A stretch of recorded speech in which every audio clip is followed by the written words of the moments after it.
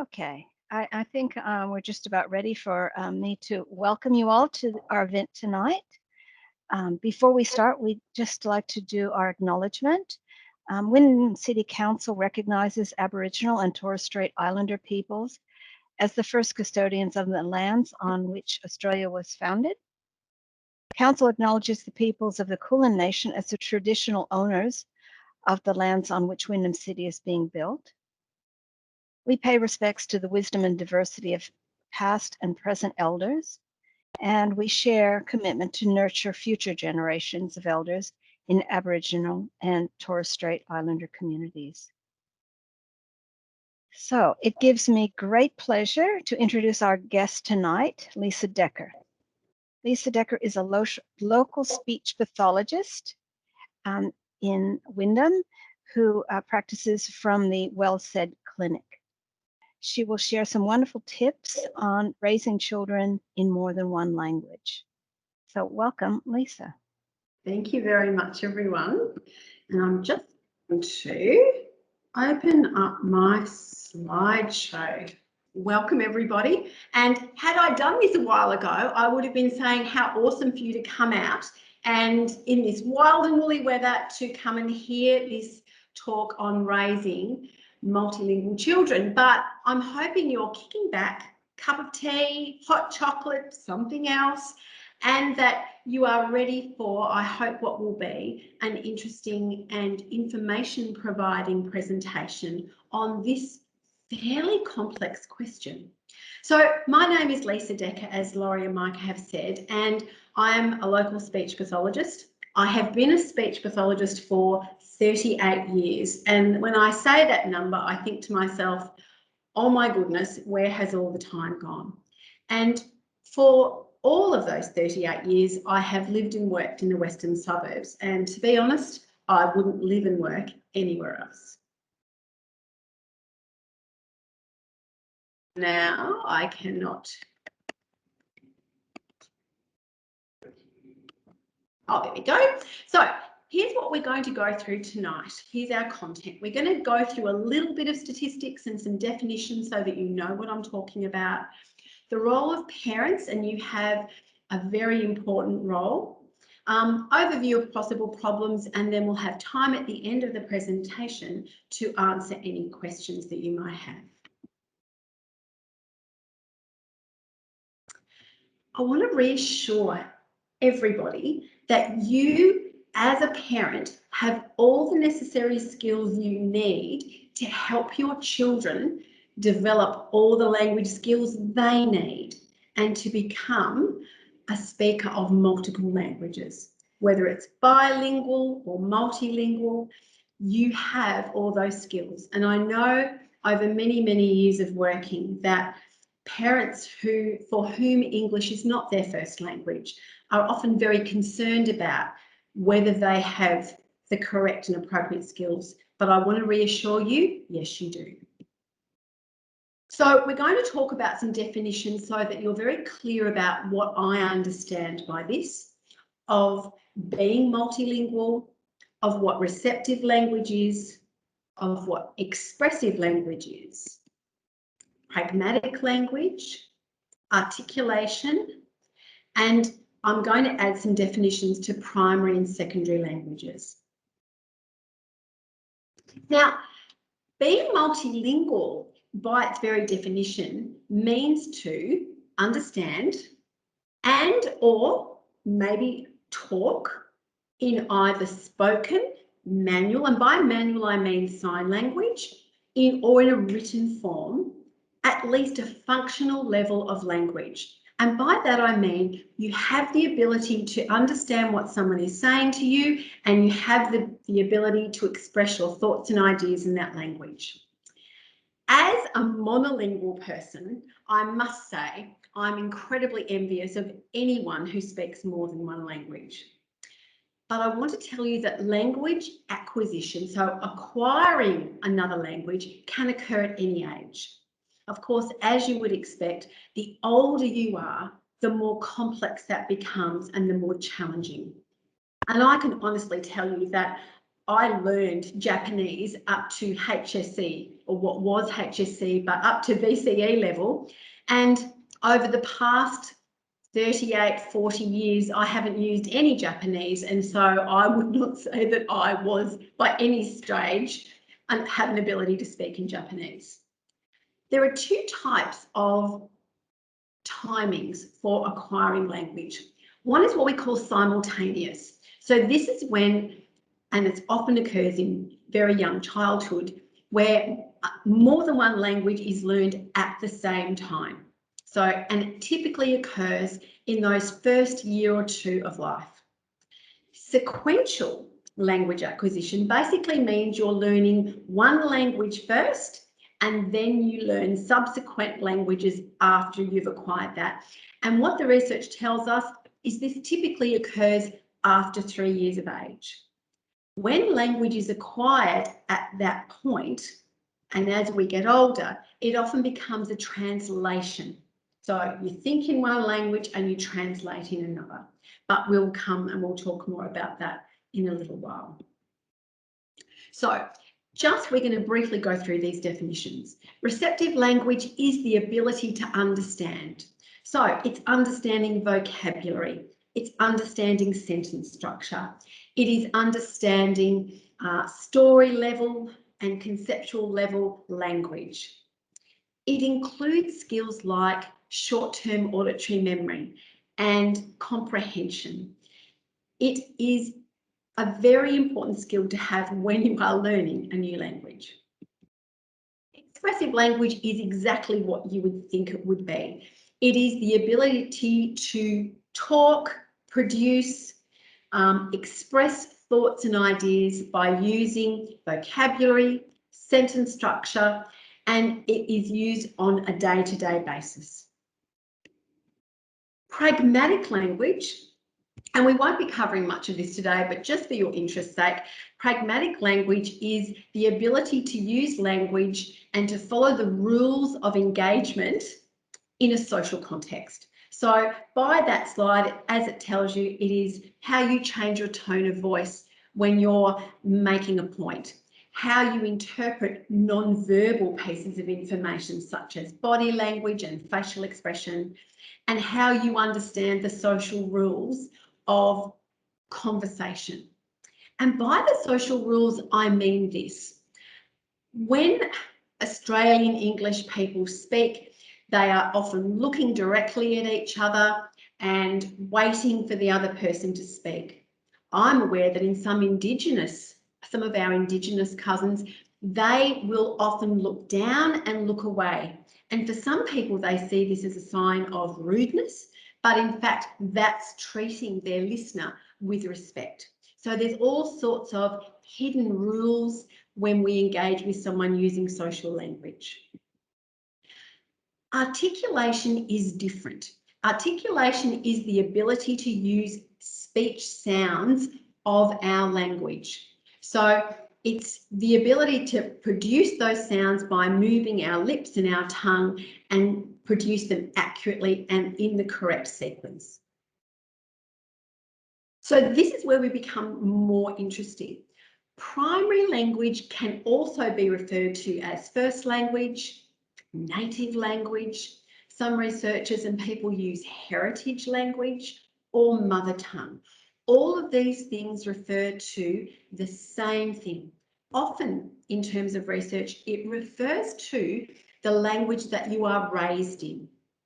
But later in life, it can also be referred to as the language that you use predominantly. So for example, if your first language was Greek and you learned Greek first, but then you started to use English predominantly, English may be considered your primary language, whereas Greek might be considered your first or heritage language.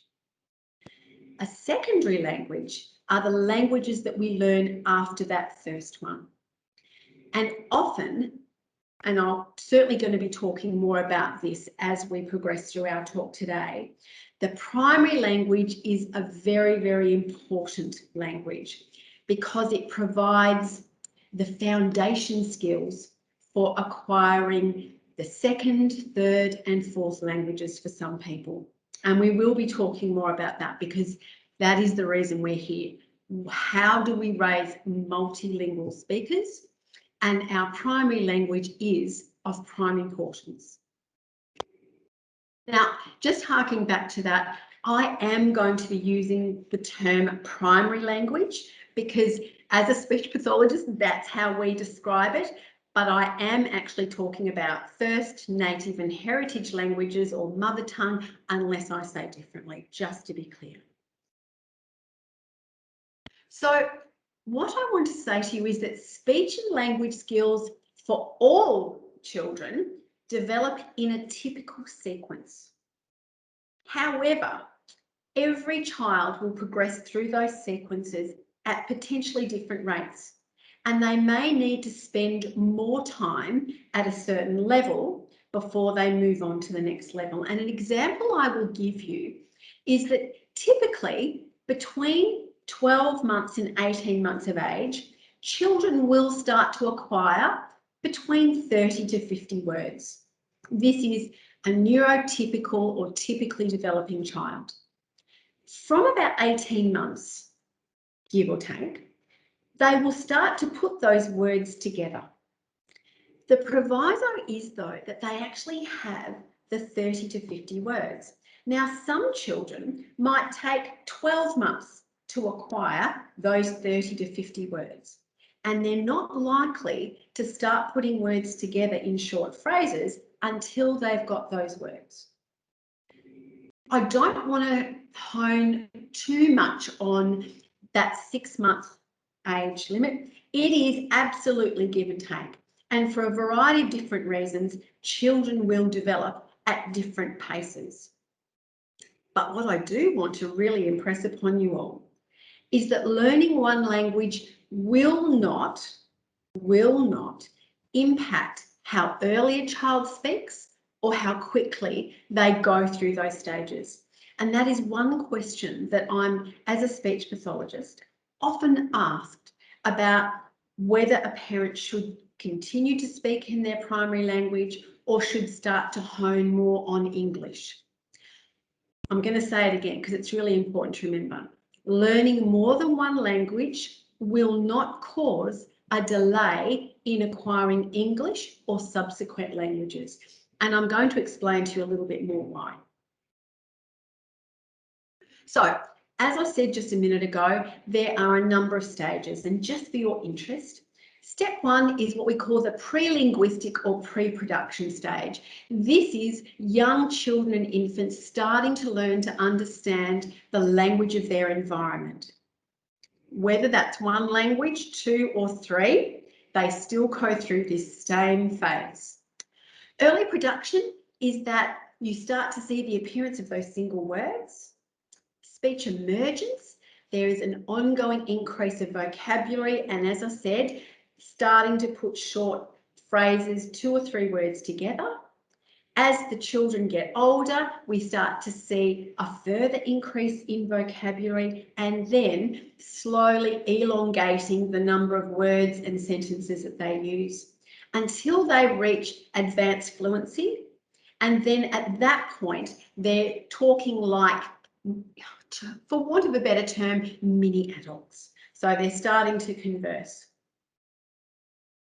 So the reason you're all here tonight and the reason I was really keen on doing this talk is that I really wanted to impress upon you that children who are raised in a home where there is more than one language should have an opportunity to practice both or all languages.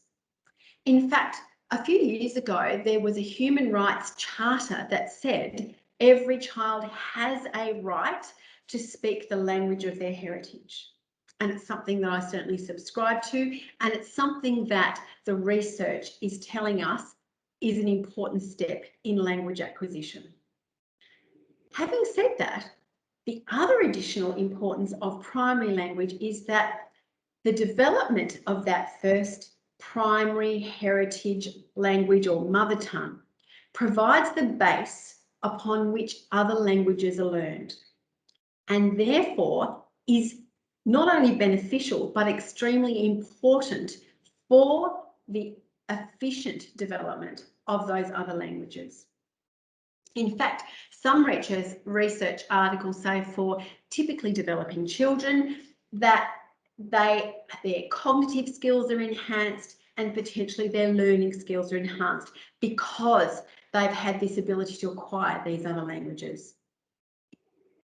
So again, as I said, I'm going to add a little bit of statistics. 2016 was the latest ones I could find, and it basically said that 21% of Australians speak a language other than English.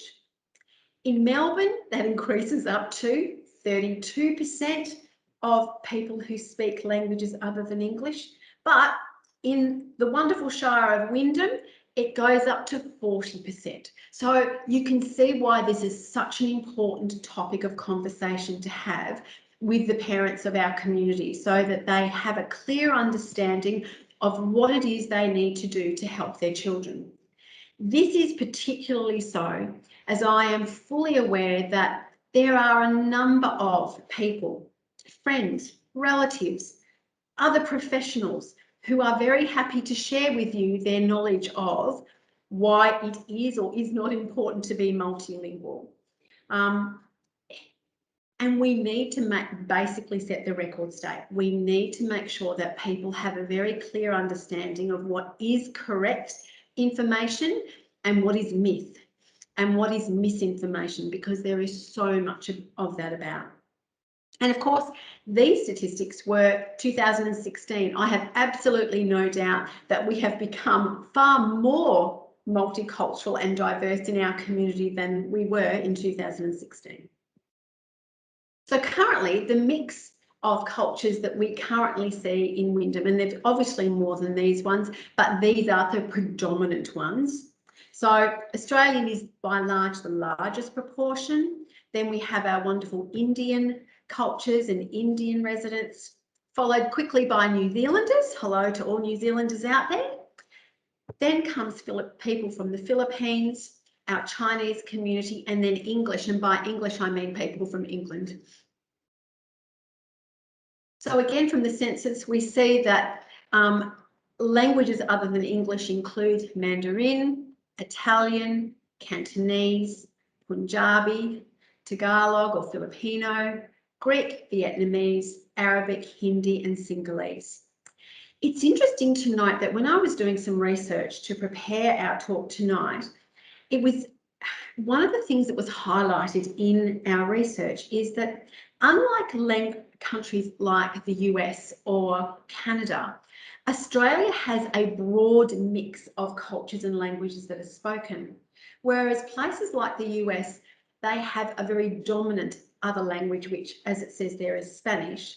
And in Canada, the other dominant primary language is French, whereas we have that diverse mix of different languages, which makes us the most wonderfully culturally diverse language on the earth.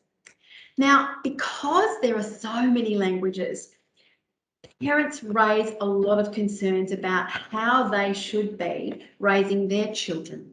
So these are some of the questions that I'm hoping to answer tonight. And if you have any others, please don't hesitate to include those in the chat so that we can address them at the end of the session. So what can I do to help my child speak our mother tongue? Will my child be able to speak English the same as other children? Should I stop speaking my first language? And this is often a question that comes to me. Other people have suggested that parents do stop speaking their first language. I'm going to go into this more detail, but I'm going to say the answer is no, you should not stop speaking your first language. No, you should not stop speaking your first language. Will the use of multiple language cause delays or academic difficulties? And will my child be successful at school? So these are some really common questions that are often raised by parents. So at what age do you start speaking? Absolutely from birth. So if any of you are hesitating, that's when you should start speaking your primary language as soon as they arrive. Now, some people might look at you as if you're crazy, but it is those first months that become very important in developing that, what we call the reciprocity, that back and forth conversation with your child. And it sets the scene and provides the foundation for later language development. And what you'll find, parents, fathers and mothers, will often instinctively simplify their language to make it easier for their infants and children to understand. You'll often see people increase their pitch and lower their volume. And these are all instinctive strategies to help your child understand what you're saying. Here's where it becomes very important about the primary language. So if you are skilled in more than one language, you follow the same routine in both languages. So the research tells us that typically developing children begin to learn multiple languages just by listening to them prior to the time they start to talk. So if you remember those stages, that pre-linguistic, pre-production stage, and it's often under 1 or under 18 months, they are learning the language of their environment, the language or languages. This next part is a really important point. If parents are only skilled in their primary language, it is advised that they use this language only. And this is particularly true, and I'm going to explain to you why, but I'm going to repeat that again. If you are very skilled at your first language, so say, for example, you're very skilled at Mandarin, but your English is by nowhere as well developed, only speak in Mandarin for those first years.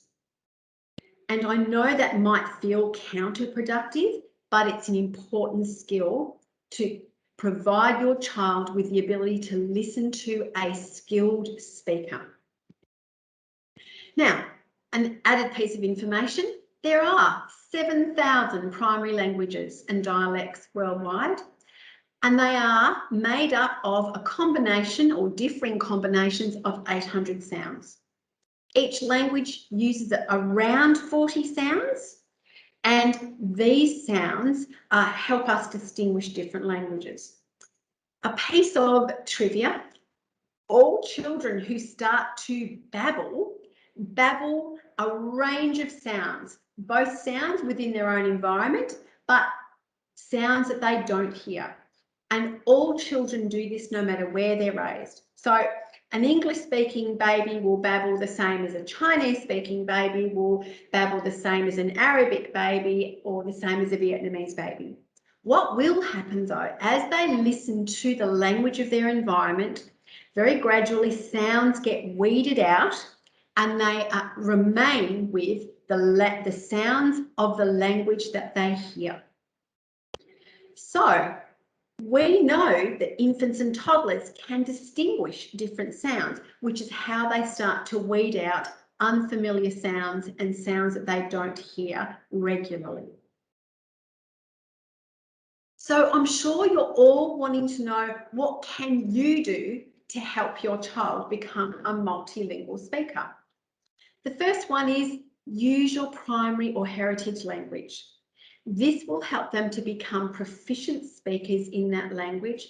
And as I've said, this sets the foundation for them to learn subsequent languages, whether that's 1, 2, or more.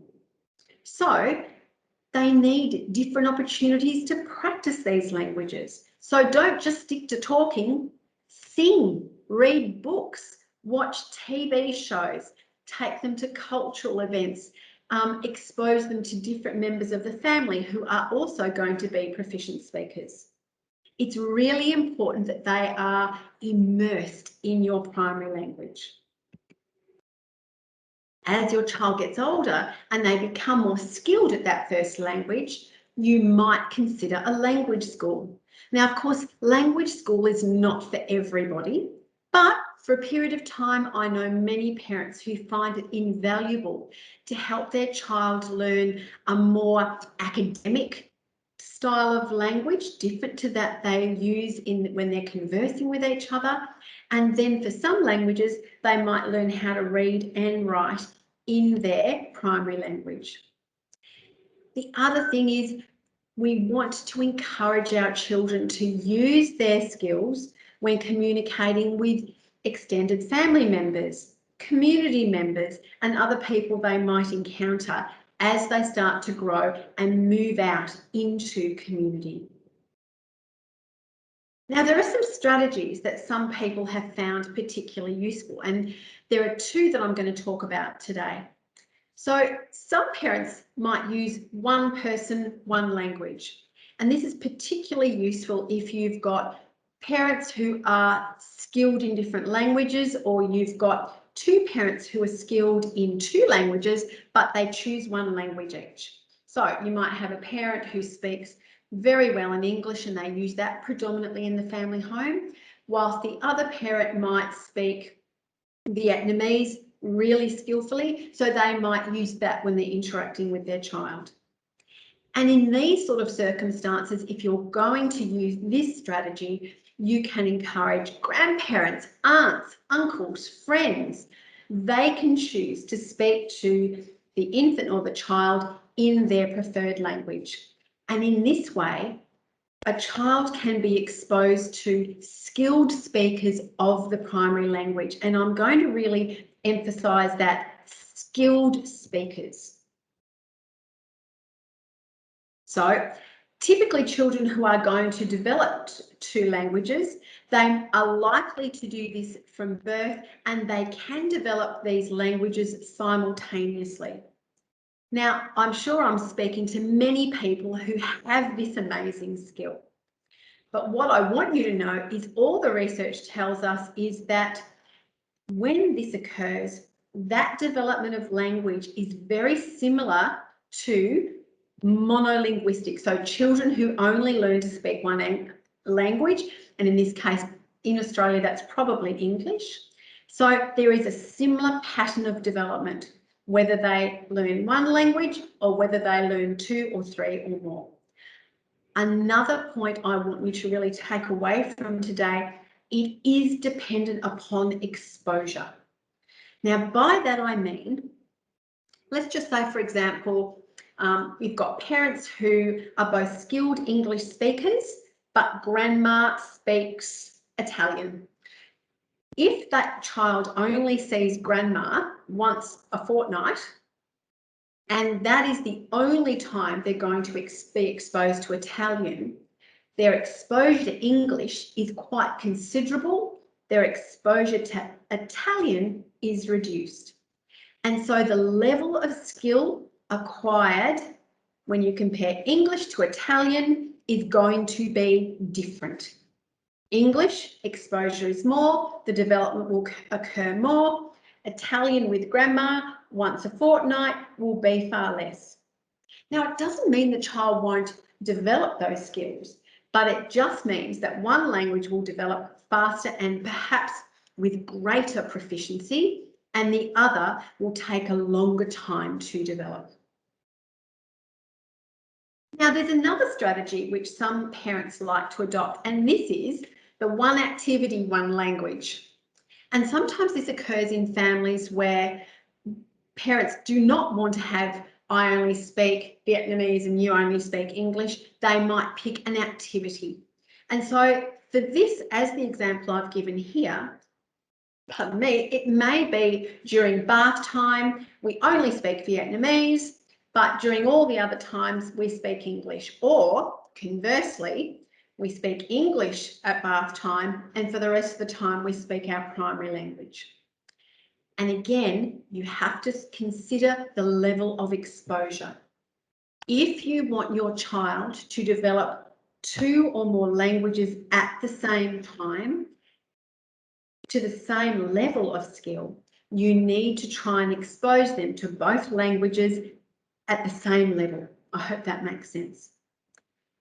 It is important to remember exposure. So if you're thinking, oh, my child only heard Italian with grandma, but gee, they're not very good at Italian, it's going to be the exposure that is occurring and why that's causing that difference.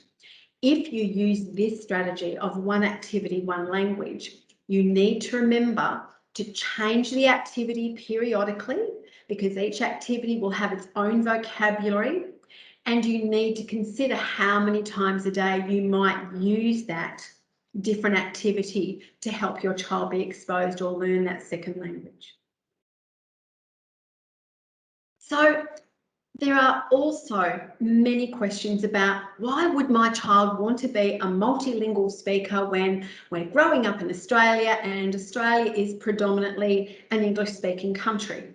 Well, let me tell you, there are a number of pieces of research that have highlighted the benefits of being a speaker of heritage, of parents' culture. This can provide a sense of cultural identity and the understanding that they belong to a community within Australia that has so many gifts to give them. It can enhance their understanding of their own heritage or of their parents' heritage or of their grandparents' heritage. It provides children with a chance to appreciate other cultural elements of that heritage, the literature, the music, the events. So, and this is a really important part of living in a diverse community. It also enhances connection with extended family. Now, I can tell you many stories of how some of my Indian colleagues and Indian clients who have really chosen to highlight English, but when the child comes to speak to grandparents in India via, and then we've all learned how to do Skype and Zoom and Teams, they have no ability to communicate with extended family in India because they don't understand the language. And that becomes quite a barrier. And it causes in some families quite a bit of angst in terms of why haven't you taught your child the language of our heritage? So in that way, being a multilingual speaker creates those bonds that are so very important. I think in this day and age where we have that really tiny family, the value of having aunts, uncles, grandparents that you can communicate with is so important. I can't stress that even more. So some researchers, and I think I touched upon this before, is that multilingual children who have developed more than one language might well have a broader vocabulary. And I've heard a number of friends who are French speakers say to me, oh, English does not have a word for this emotion or this event, and are better at understanding language structures when they come to learning at school. And finally, and some down the track, for multilingual speakers, there are certainly career and employment opportunities that are open to them that are not open to monolinguistic people. But there are challenges, aren't there? So, and I touched upon this before, there is often, excuse me, we'll have a drink, pressure to speak only English. And parents are given this advice from the family GP to the maternal and child health nurse to the friendly and very supportive classroom teacher. It happens less now, but it still happens. And that there's a lot of pressure to continue to speak English. However, I can categorically say to you tonight that advice is incorrect. Children need to be well versed in their primary language so that they can more easily acquire second and subsequent languages. Now, this is an important skill. Some of our parents, some of you may not be particularly skilled in English. And if you remove your primary language, the language that you are most skilled at, and only speak English, a language that you are not as well skilled at, your children will be learning English from someone who is not a skilled speaker. And we know that that can have an overall detrimental impact on language acquisition. The other thing is, if you are trying to use English and you're not skilled at English, what often will happen is you will speak less. You won't mean to, but that's what happens. So we want children to grow up in a very language-rich environment. And the best way that you can do that, if you are not skilled or you feel you're not skilled at English, is to keep using your primary language. So, for those parents who do not think their English is particularly good, this use of their primary language helps your child be a skilled speaker. In these situations, your child will learn to speak English when they go to daycare or kindergarten or preschool, or have classes at the library, or hear English from skilled speakers. This does not include television. Television is not a teacher. Some children will pick up language from television, but it cannot replace that interaction that comes from communicating with another person. So please remember, TV is not an adequate replacement.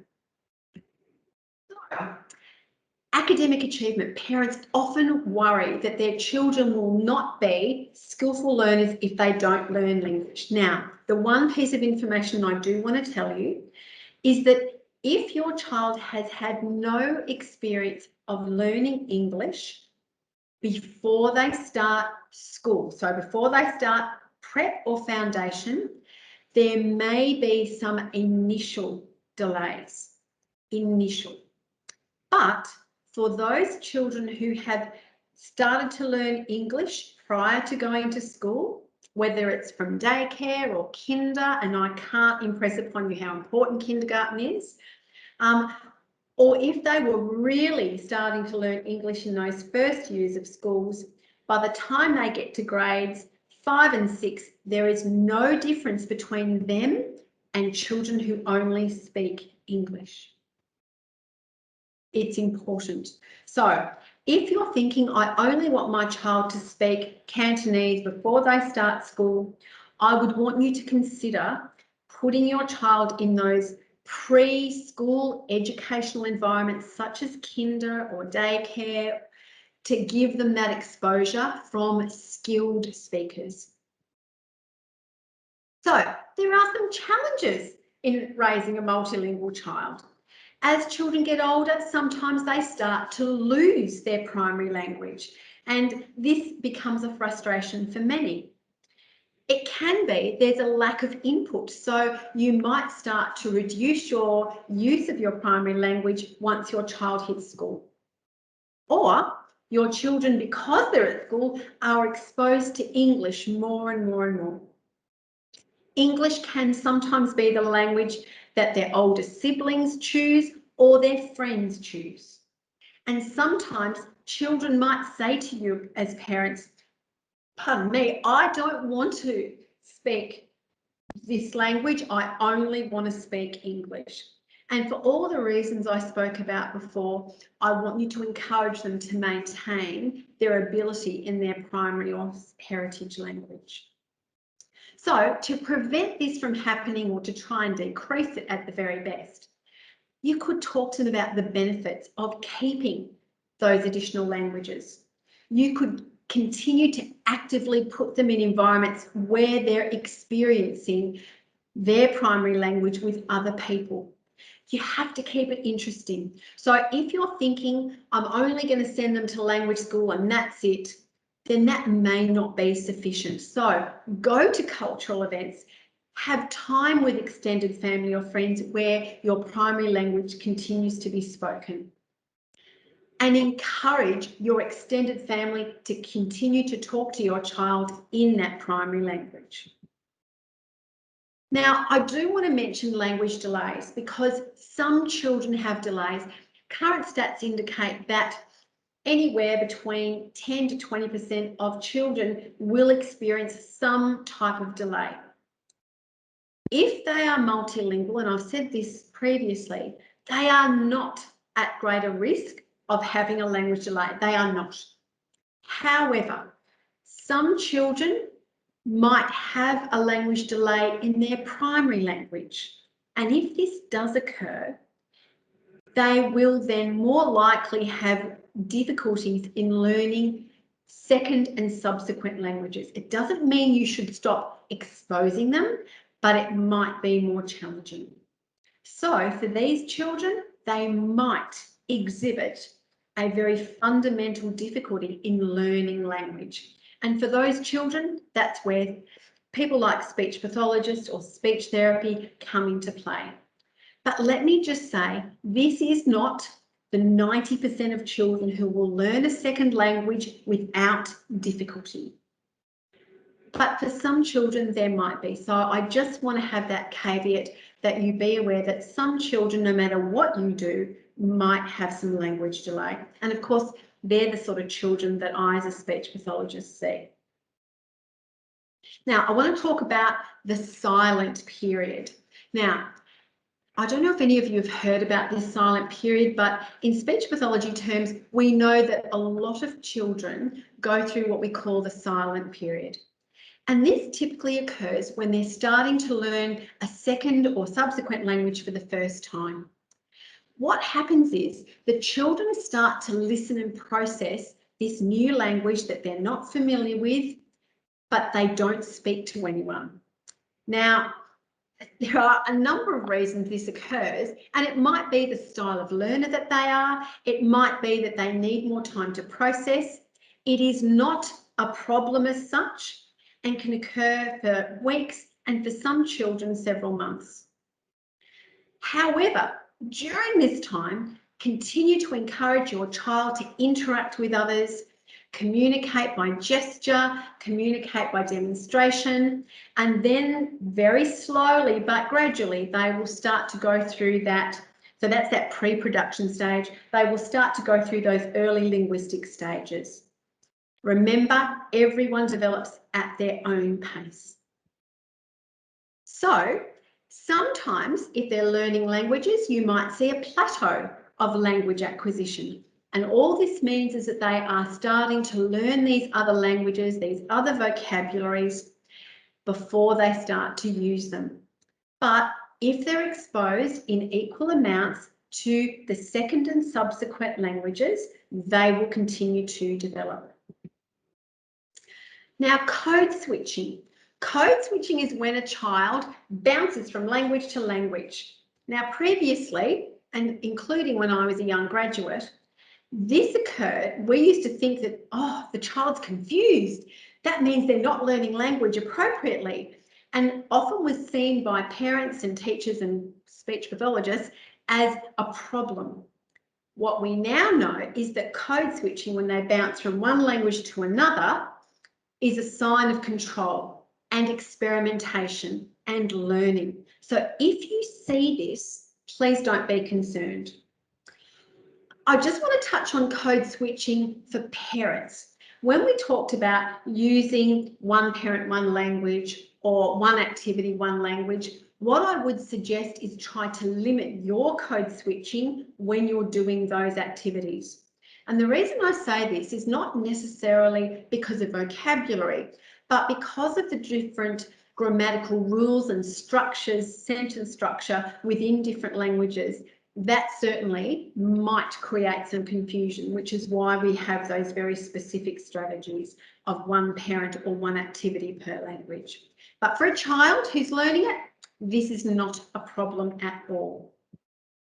Now, I'm coming to the end of my talk, and I'm going to ask if anyone has some questions. I am going to make my slides available as a handout, and I will send that to our lovely librarians tomorrow. So at the end of this slide, which I'm not going to go to now because I realise I have been talking and talking and talking and we need some time for questions. I'm just going to go through.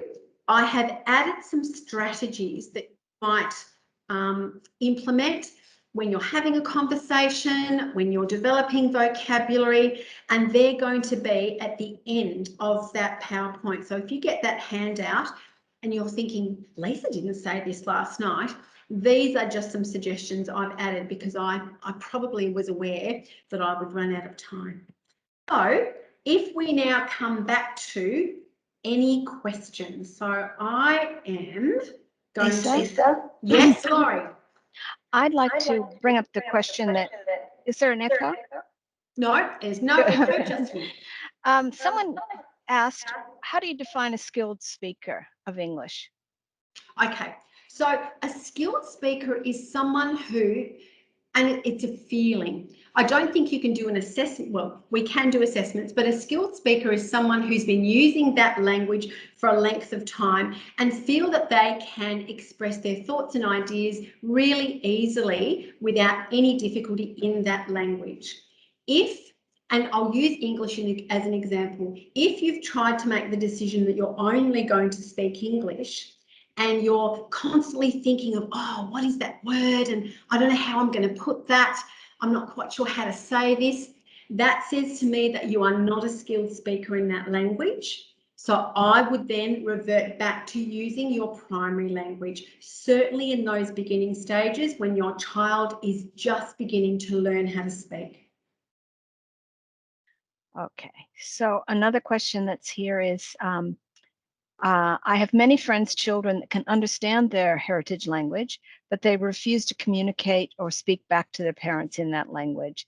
It looked to me like some of your slides, additional slides, are going to suggest some strategies, but it would be nice if you talk to that a little bit. Absolutely. And this is a really common issue. In fact, I have in the clinic at the moment several children who've blatantly said to their parents, I am not speaking in that language. I only want to speak English. Now, the really challenging thing with language is you can't make someone speak. It's one of the skills that we have where you can't force someone to do it. All I can say to you is to continue to remind your child that if they're going to speak to grandparents or friends, this is a really important skill, and that you're not going to make them speak their primary language all the time. But if they can keep some skills up, it means that they can speak to extended family. So this is where keeping it interesting, keeping it reinforced, not by reward so much, but giving children opportunities to practice using that skill rather than trying to make them do it, is really, really important. So, and in this case, for the children in the clinic, I've actually enlisted support from family. And as I said before, because we can use Zoom and Skype and Teams, we've got that ability to communicate with family when we can't go and visit them. So it is about providing enough reason for your child to want to keep doing it. And I know it's hard. But the unfortunate thing is, unless they keep practicing, they will start to lose some of that skill. All right, the next question is, I speak to my child in Italian when talking directly to the child, but my partner has no Italian and only speaks English. And so when the three of us are together, we all speak English. Yep. And the question is really about, is it confusing for the child seeing me changing back and forth? No, not at all. In fact, they're the opportunities where you can actually foster that communication amongst family. And in this circumstance, if you've got someone who's a skilled speaker in English, and even if you think, oh, my English is not as good, you can't be using that code switching within a conversation so everyone can participate. I wouldn't worry about that. It's not confusing to children at all if you switch. And in fact, it gives them this great example of, I can speak Italian, but I can also speak English. And that is what we want to foster, that a child understands that they can switch from one code to the next and have all those opportunities to speak to people in different languages. The next question is, my partner and I speak different languages and then also speak English. And what's your feeling about children learning 3 languages at once? Oh, absolutely awesome. What a gift to be able to do that. And you might consider, if that's the case, where you might do one person, one language, and then you might incorporate an activity where you all speak English. Or you all speak English if you're skilled English speakers, and then you might do an activity in mum's primary or heritage language, and then a different activity in dad's primary or heritage language, and not forgetting that those activities could be reading a storybook, it could be going for a walk in the park. And if you get this handout, there are a number of different ways you can use those opportunities to foster that language. But that is the perfect situation so that your child becomes multilingual rather than bilingual. The next one is, you mentioned that some kids may have a delay in language. What would you define as a normal? Not all kids start talking at the same time. So what's a normal delay? Okay, so or acceptable delay, I guess. As I said, we seem to define it in 6-month lots, and that's really arbitrary. So it's just how it goes. But what we consider to be a late talker is if by the time a child is 2, irrespective of language, it doesn't matter whether it's English, Italian, or Vietnamese, by the time they're 2, if they have no words, they might understand everything that's said, but if they're not speaking or have no single words, we start to consider them as late talkers. So at that point, getting some advice on how you might use different strategies and techniques to help them start talking is really, really important. What I want to reassure people, though, is if you have a late talker, that does not mean they're going to be delayed for the rest of their life in language. So I have 2 children. One is 31, one is 32. My 31-year-old son was a late talker. He didn't start speaking until he was 2, and he is a teacher. So what I want to say to you is, often at 2, it's about getting advice on how you might facilitate or get the child talking rather than doing therapy with the child. So the next question kind of builds on that other one. I don't know if you've already answered it with that last answer, but she's saying, I'm aware that everyone is different. Yep. However, how long is the silent period that still is considered okay when they're at kinder, or they start kinder with no English, or how long do we usually expect the child to start to pick up English at kindergarten? It's a really good question. Look, there has been some individual research articles that said it can last up to 12 months. And that would be the extended period of time. But what I would say to you is, if they're going to kindergarten, you would expect probably by towards the end of term 2, you might start to see some single words. And not forgetting that once that starts in a typically developing child, it's like a snowball. Once they start to realise, oh, these words are really working, you might see a sudden explosion of words. And for some children, it might take them a while to develop that first 30 to 50 words, and then bang, they're starting to speak in sentences. So it can take a while.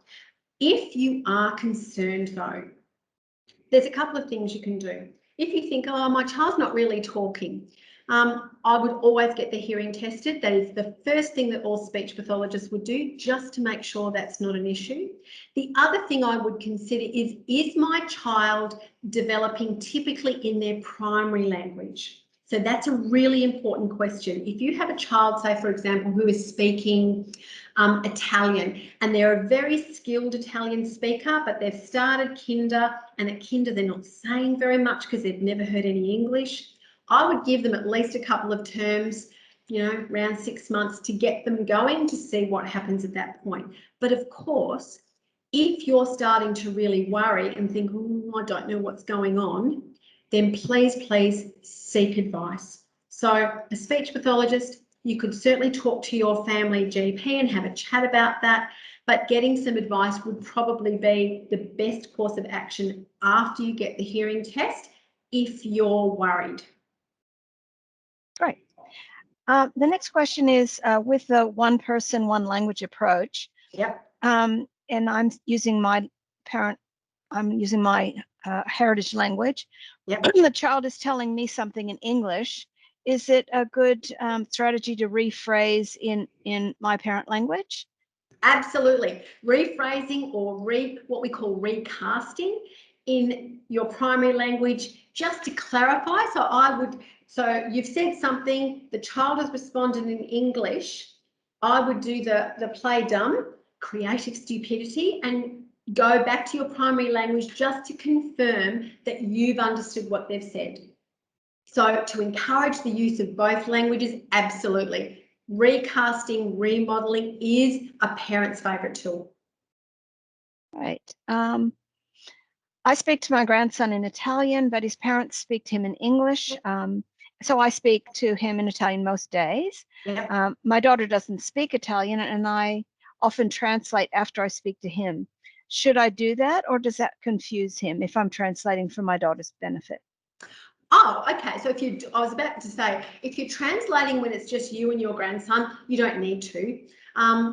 If it's for your daughter-in-law or daughter's benefit, by all means, that won't be confusing to your child because chances are they're hearing it in English and in Italian. So it's that recasting, and you can say, I'm just explaining to mummy this. So by all means do it. It won't hurt.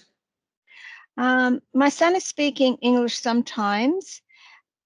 Sorry, let me just read again.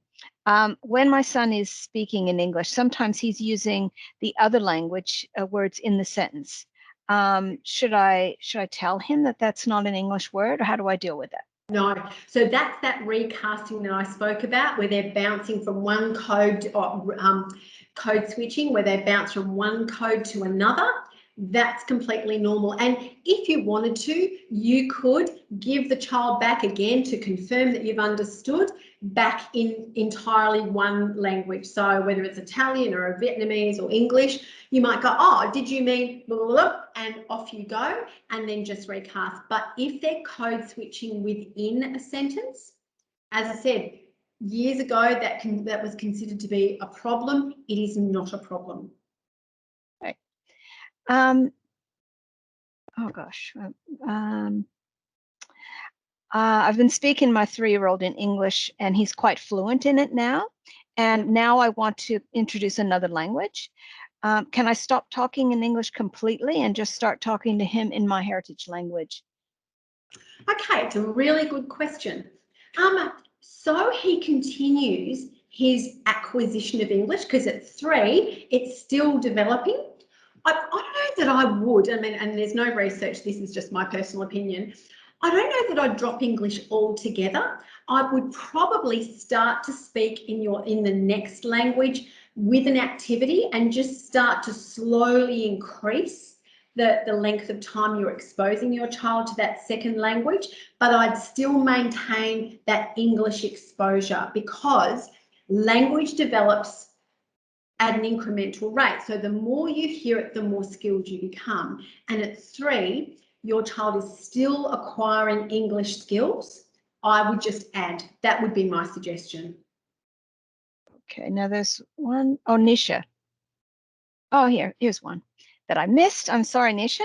My husband and I have been speaking to my daughter now, who's 2, from birth in Malayalam. Yep. And which is an Indian language, and she also gets exposed to our native language through Skype with the family phone calls to India. So she goes to daycare 3 days a week, and sometimes my husband and I speak in English from time to time, but she's not yet started saying as many words as I thought she would have at 2 years old. Should she be worried? Look, I don't think so, because think about this. In terms of vocabulary acquisition, it used to be that we only counted the words in English. But in fact, when you're counting vocabulary, what you're counting is the accumulation of all the languages that she's speaking. So whilst you might have this many words in English, you're going to potentially have a different number of words in Malayan and then potentially a different number of words in a third language. You don't count them as all as just one language, you count them all. So what I would do is, if she's been exposed to those 3 languages, continue to do that. And it just takes a little bit of time to acquire all those vocabularies. I would not be concerned at this point, no. Great. Okay, I hope that everybody feels that their question was either touched on by another question or answered within the talk, because we're going to finish up now, and I'd like to thank Lisa very much for the talk tonight. It was really interesting to me, and I'm sure to everyone at home. I certainly hope everyone has enjoyed our talk tonight, and I'm hoping that's answered some questions that you might have had in your head about having a multilingual child. Thank you so much. Good night, everyone. Bye.